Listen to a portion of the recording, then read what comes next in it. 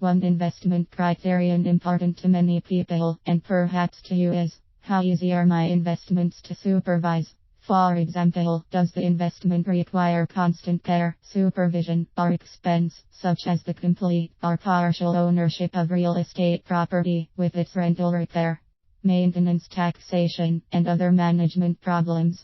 Or does the investment require none of your time, such as your contributions to a pension fund? Some people feel confident and enjoy the time and effort that may go into managing their investments. Others have neither the skill, time, nor patience to bother with their investments. There are investments that satisfy both groups, depending on personal objectives. The best method to manage all investments is the investment portfolio evaluation grid. It is a great chart to help organize your present portfolio, even if your investments right now are some money in a savings account or an IRA or pension plan. Start by creating 7 columns and input the following: date, cost, present market value, percent total portfolio market, annual return yield, and percent return on market. Next, input all your investments. On the left in rows: savings accounts, U.S. savings bonds, treasury securities, certificate of deposit, bonds tax-free, common shares, dividends, preferred shares, blue chip shares, real estate, second mortgages, ampersand trust deeds, IRA ampersand PO accounts, pension plans, insurance annuities, growth stocks, undeveloped real estate, precious metals, stock options, commodity contracts, commercial paper, other, and total portfolio. Determine the percentage of the market value of your portfolio as a whole. Divide the present market value of the individual investment by the total present market value of your portfolio. Determine the percentage of what it costs you to make an investment. This is easy to figure with interest bearing investments.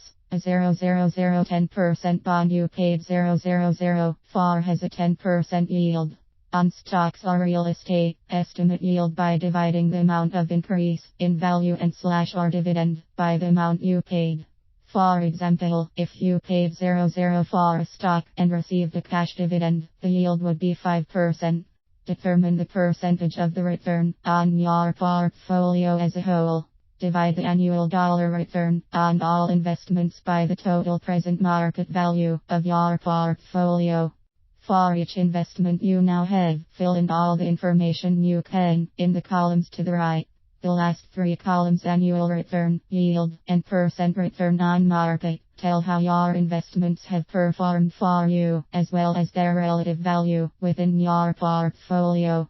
If you do not have exact numbers for everything, do not worry. At this point you are just seeking an overview of what you have. A big picture will start to form that indicates how your money is allocated. You can also see what types of investment vehicles serve your objectives. If you are like many people who are just starting to invest, your grid is heavily weighted toward protection of principal. You may not even be aware of some of the listed investments. Before you get into the characteristics of different investments, you will benefit greatly from having a reference point with which to evaluate the various investment opportunities. Consider all the personal factors in your financial picture, including the other people affected by the decisions you will make. Forecast as much as possible where your current and potential income sources will take you 5 to 20 years from now. What standard of living is important to you now and in the future? Will you need to provide for children? Do you wish to retire early? Where do you want to allocate investment and other disposable income? To house in the hills, in world travel, to building a business. These and dozens of other personal questions should get some serious thought at this point. Do not be rigid. Expect your priorities and goals to change.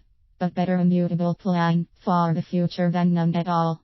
Allow yourself to dream and get excited about the possibilities, though it is difficult, even dangerous, to generalize about what investment objectives are most important to different groups. The following information will give you broad guidelines to consider if you are A single, with low to average working income, with a savings-oriented temperament. Seek investments that produce income, but that also provides some long-term capital growth.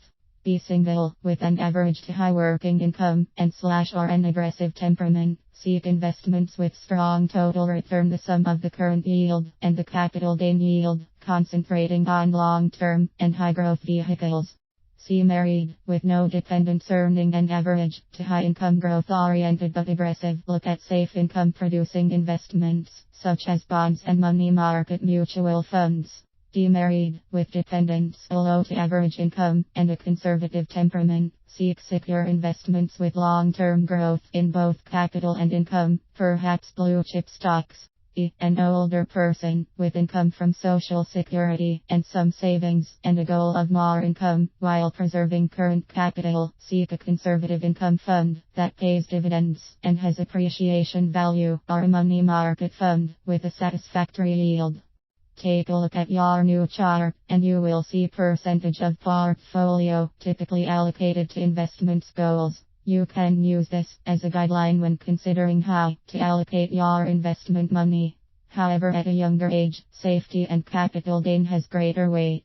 In later years, the need for income and safety of principal tends to increase.